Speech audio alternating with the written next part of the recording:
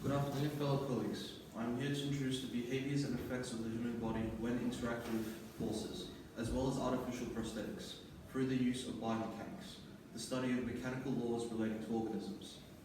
The forces that we experience from our day-to-day lives are physical contact and gravitational forces, as they can create compression, tension, and shear stress on the human body. But what are those behaviors?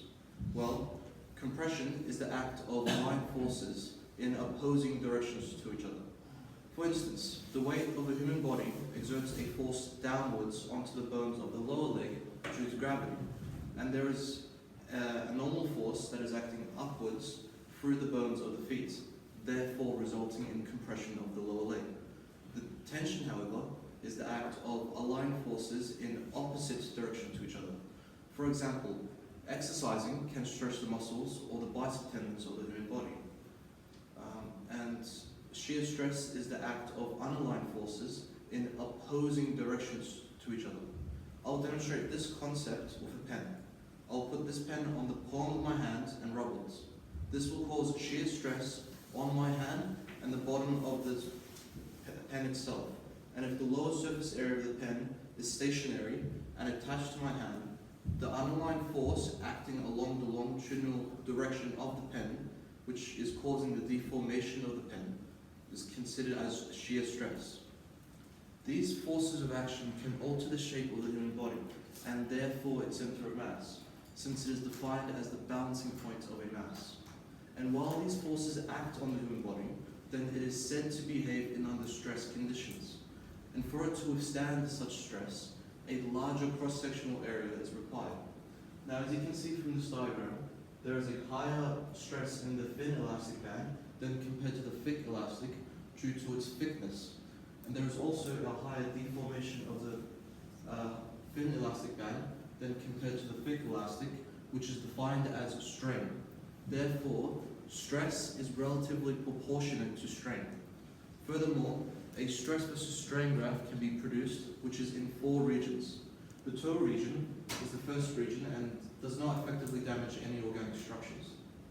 The elastic region is the second region and moderately imitates geometric deformation with the cause of increasing loads, but without causing permanent deformation of the tissues. The plastic region, however, is the third region, which represents the increasing loads and deformation, resulting in progressive failure and microscopic tearing, and even potentially causing permanent deformation of the tissues. The failure region is the last region, which ultimately results in mechanical failure of the organic structures, which may be represented by a bone fracture, for instance. And the area of each of these regions is classified as the strain energy, which follows the principles of the conservation of energy and is defined as the work being done on straining materials. And also, as you can see, the increasing gradient of this graph depicts that of the organic structure's stiffness, which is the inability to move out of shape or deform. The greater the gradient, the greater the stiffness of the organic structures. This theory was proven by Young's modulus by showing mathematically the value for stiffness is determined by dividing the stress by the strain, hence Young's modulus. For example, for the human bone, it is 80 gigapascals. And obviously, we don't ever want to reach the plastic region. So in order to delay or mitigate permanent deformation of the tissues, the stiffness of the organic structures must be increased by increasing the overall consumption of vitamins, or else this can happen, for instance. This image is a comparison of the density and stiffness of a healthy bone and an osteoporotic bone due to the consumption of calcium. However, there is another factor that can sway the efficiency of the organic structures in terms of stiffness, which is the concept of levers. A simple lever requires 3 variables, which are effort, fulcrum, and load. The effort is the force being applied onto the lever, the fulcrum is the axis of the lever, and the load is essentially the weight that's on the lever. And there are 3 classes of the lever, as you can see, but to be able to make the most of the lever's efficiency, it purely relies on the effort arm and the load arm.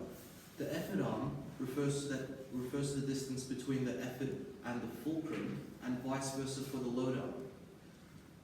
The greater the effort arm and lesser the load arm, the greater the overall efficiency of the lever. Therefore, the class of the lever will determine its level of efficiency. To apply this theory in biomechanics, an example of an arm as a third-class lever will be demonstrated. In this instance, the fulcrum is the elbow joint. It's the axis of the elbow joint. The load is the individual weight on the hand, and the effort is the muscles or bicep tendon. And as you can see, the load arm is significantly greater than the effort arm, which indicates that the muscles will need to work harder by applying more effort into the lever. This puts the arm at a mechanical disadvantage. But what if we didn't have limbs to begin with? Well, in that case, artificial prosthetics come in place. Since recently, there has been revolutionary breakthrough developments in terms of augmentation, such as artificial intelligence and robotics. Artificial prosthetics are also created through 3D printing with a wide variety of materials, such as carbon fiber, thermoplastics, and even titanium. However, there are many considerations of implanting artificial prosthetic limbs, which are the locations of the organic structures and the patient's overall health condition. And that concludes my presentation. Thank you all for listening.